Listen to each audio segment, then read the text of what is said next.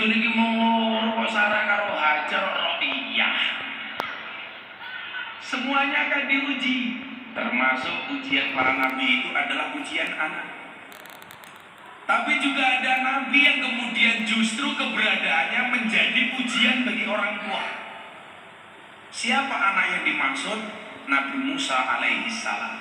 Nabi Musa lahir di tengah-tengah situasi seorang raja yang ngaku dirinya Tuhan. Raja di raja. Namanya siapa? Fir'aun.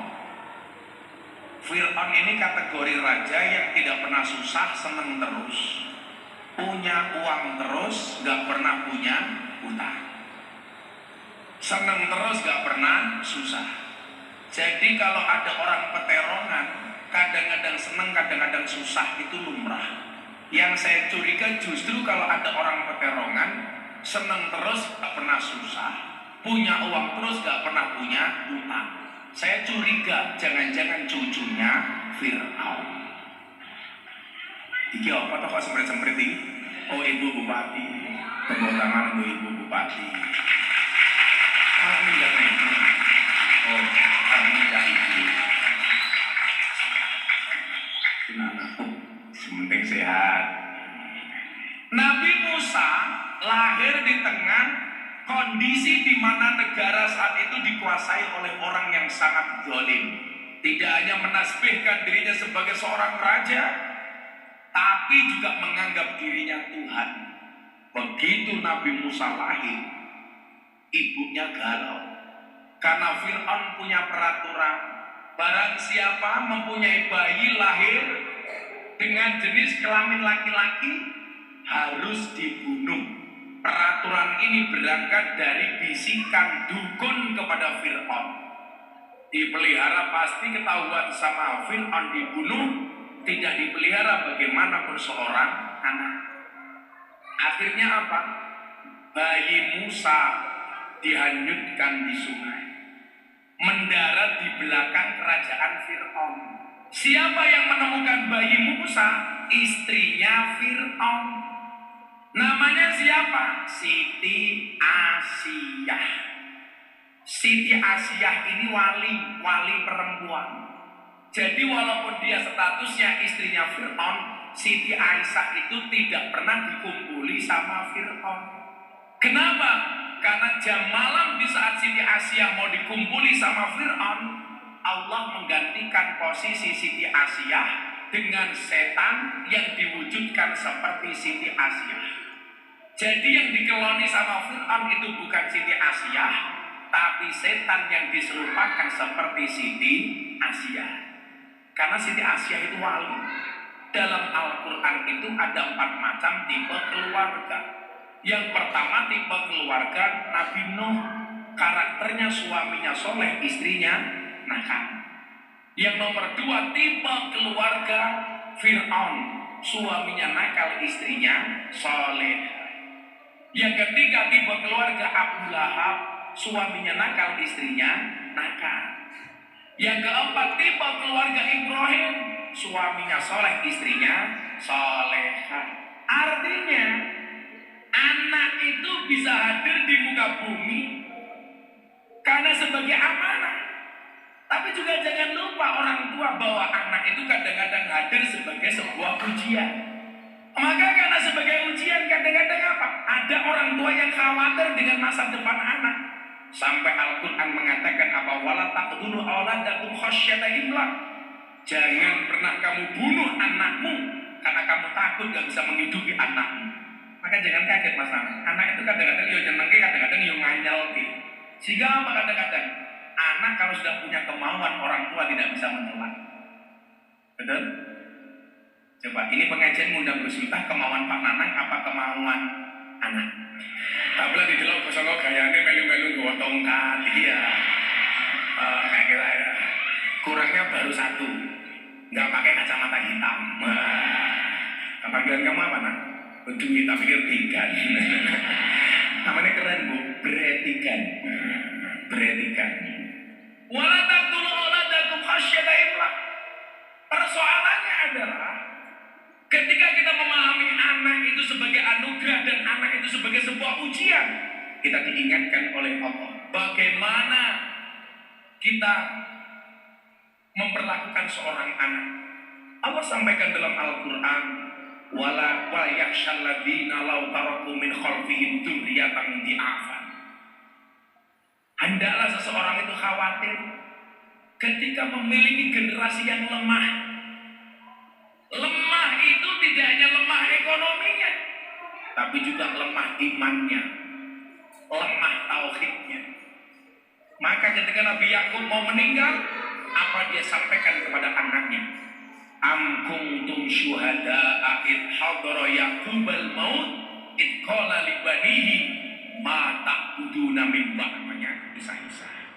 Mencuci baju namanya umbah-umbah. Betul Bu? Mencuci beras namanya mususi. Pak misai kredit apa Bu? Korah-korah. Cara bahasa wong Jepang korah-korah. Enten bahasa sing luwih desa malih mboten. Korah-korah. Nah, ketika Nabi Yakub mau meninggal dunia, dia ingatkan, dan ini harusnya menjadi pendidikan orang tua kepada anaknya. Am kuntum syuhada'a id hadara Yaqub al-maut id qala li banihi ma ta'buduna min ba'di. Ketika Nabi Yakub itu mau meninggal, dia kumpulkan anak-anaknya. Apa yang disampaikan Yakub kepada anaknya? Ma ta'buduna min ba'di. Anak-anakku, apa yang akan kamu sembah setelah aku mati?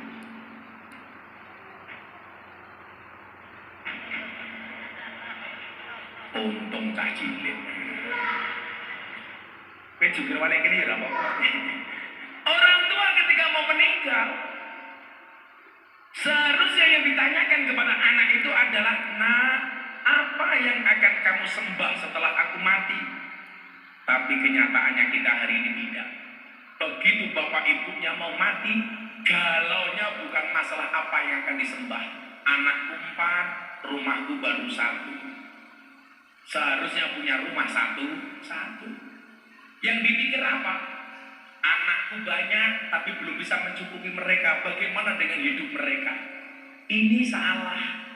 Kudune niku nyuwun sewu. Yang masih hidup itu yang mikir yang mau mati, bukan yang mau mati mikirkan yang hidup. Faktanya kan seperti itu. Mata buduna min ba'di. Apa yang akan kamu sembah setelah aku mati? Kalau kita kan enggak. Mata kuluna min ba'di. Apa yang akan kamu makan setelah aku mati? Dan menariknya adalah, kenapa Allah lebih senang menggunakan kalimat ma bukan man? Apa yang kamu sembah, bukan siapa yang kamu sembah. Kiai saya bilang begini sama saya, "Nah, ini seharusnya siapa bukan apa." Tapi kenapa Allah lebih suka menggunakan kalimat apa bukan siapa? Karena Allah tahu di akhir zaman itu manusia akan lebih mementingkan apanya dibandingkan siapanya. Hati-hati. Seumpamanya pemilihan Bupati Jombang, ada calon bupati. Biasanya yang ditanyakan, kamu besok milih siapa? Gak penting saya milih siapa, yang penting saya dapat apa. Ini pikiran yang salah. Seharusnya yang dilihat itu apa? Siapanya, bukan apanya. Kalau yang dilihat siapanya, berarti yang dilihat itu apa? Yang dilihat prestasinya. Yang dilihat apa? Catatan amal prestasinya. Kan enggak. Yang dilihat malah apanya. Kira-kira aku kalau nyoblos dapat apa? Kalau yang dilihat apanya, jangan salahkan kalau pemimpin ini. Kenapa? Karena begitu menjabat, dia fokus kepada bagaimana cara mengembalikan modal.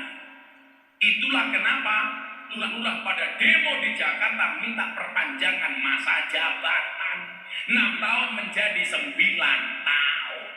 Alasannya supaya warganya tidak konflik. Padahal alasannya bukan itu. Kenapa minta 9 tahun? Karena modalnya belum balik.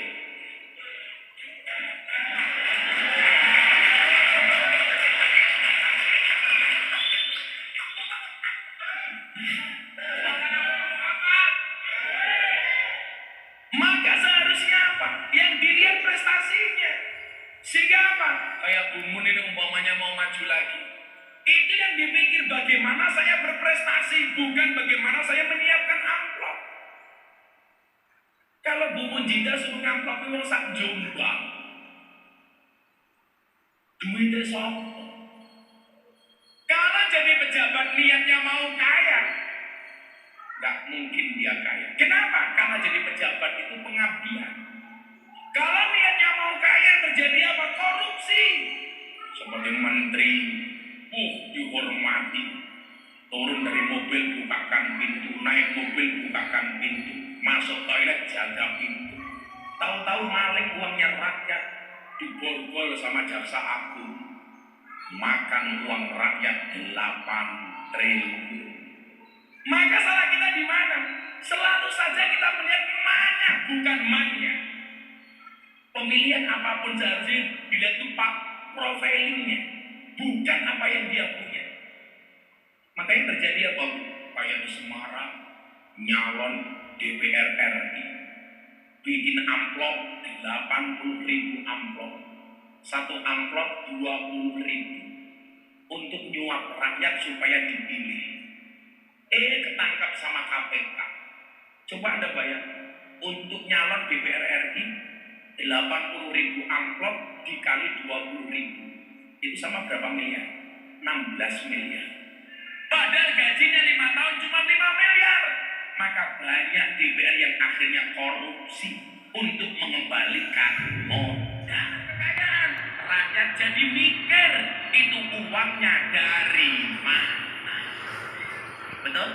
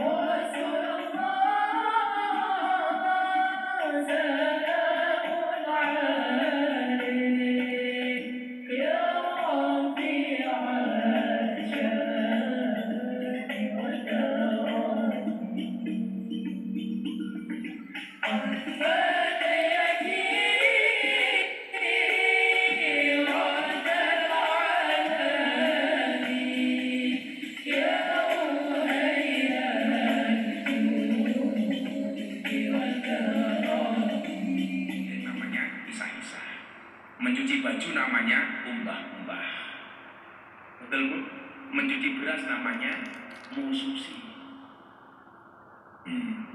Pak misalnya kira apa korah-korah. Cara bahasa wong Jepang korah-korah. Enten bahasa sing luwih desa malih mboten. Korah-korah. Nah, ketika Nabi Yakub mau meninggal dunia, dia ingatkan, dan ini harusnya menjadi pendidikan orang tua kepada anaknya. Am kuntum syuhada id hadra Yaqub al-maut id qala li banihi ma ta'buduna min ba'di. Ketika Nabi Yakub itu mau meninggal, dia kumpulkan anak-anaknya. Apa yang disampaikan Yakub kepada anaknya? Ma ta'buduna min ba'di. Anak-anakku, apa yang akan kamu sembah setelah aku mati?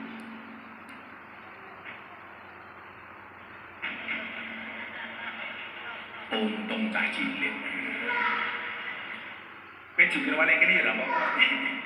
Orang tua ketika mau meninggal, seharusnya yang ditanyakan kepada anak itu adalah, "Nak, apa yang akan kamu sembah setelah aku mati?" Tapi kenyataannya kita hari ini tidak. Begitu bapak ibunya mau mati, galaunya bukan masalah apa yang akan disembah. Anakku 4, rumahku baru 1. Seharusnya punya rumah satu. Yang dipikir apa?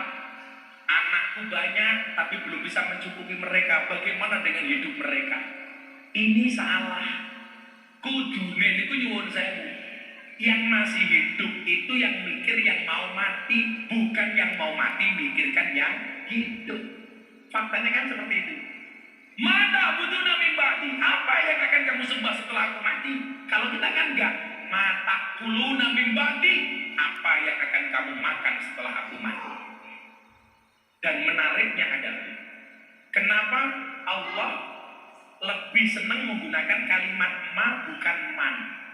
Apa yang kamu sembah, bukan siapa yang kamu sembah.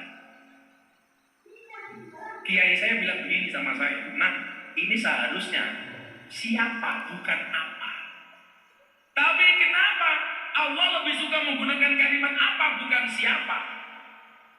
Karena Allah tahu di akhir zaman itu manusia akan lebih mementingkan apanya dibandingkan siapanya. Hati-hati. Seumpamanya pemilihan bupati Jombang, ada calon bupati. Biasanya yang ditanyakan, kamu besok milih siapa? Gak penting saya milih siapa, yang penting saya dapat apa. Ini pikiran yang salah. Seharusnya yang dilihat itu apa? Siapanya, bukan apanya.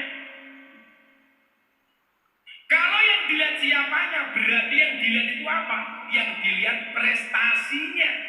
Yang dilihat apa? Catatan amal prestasinya. Kan enggak. Yang dilihat malah apanya. Kira-kira aku kalau nyoblos dapat apa? Kalau yang dilihat apanya, jangan salahkan kalau pemimpin itu banyak yang korupsi. Kenapa? Karena begitu menjabat, dia fokus kepada bagaimana cara mengembalikan modal. Itulah kenapa lurah-lurah pada demo di Jakarta minta perpanjangan masa jabatan 6 tahun menjadi 9 tahun. Alasannya supaya warganya tidak konflik, padahal alasannya bukan itu. Kenapa minta 9 tahun? Karena modalnya belum balik.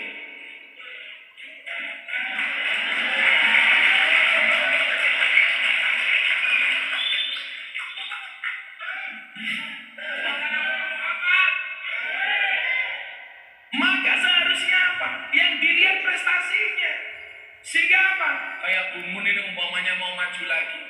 Itu yang dipikir bagaimana saya berprestasi, bukan bagaimana saya menyiapkan amplop.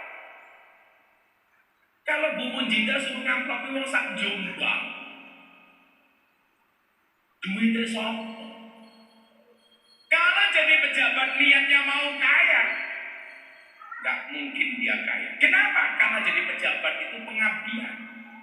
Kalau niatnya mau kaya, terjadi apa? Korupsi. Seperti menteri, dihormati. Turun dari mobil, bukakan pintu. Naik mobil, bukakan pintu. Masuk toilet, jaga pintu. Tahu-tahu maling uangnya rakyat, diborgol sama jaksa agung, makan uang rakyat 8 triliun. Maka salah kita di mana? Selalu saja kita melihat mana, bukan mannya. Pemilihan apapun seharusnya dilihat itu pak profilingnya, bukan apa yang dia punya. Makanya terjadi apa? Kayak di Semarang, nyalon DPR RI, bikin amplop 80.000 amplop, satu amplop 20.000 untuk nyuap rakyat supaya dipilih. Ketangkap sama KPK. Coba Anda bayangkan, untuk nyalon DPR RI 80.000 amplop dikali 20.000 itu sama berapa miliar? 16 miliar. Padahal gajinya 5 tahun cuma 5 miliar. Maka banyak DPR yang akhirnya korupsi untuk mengembalikan modal.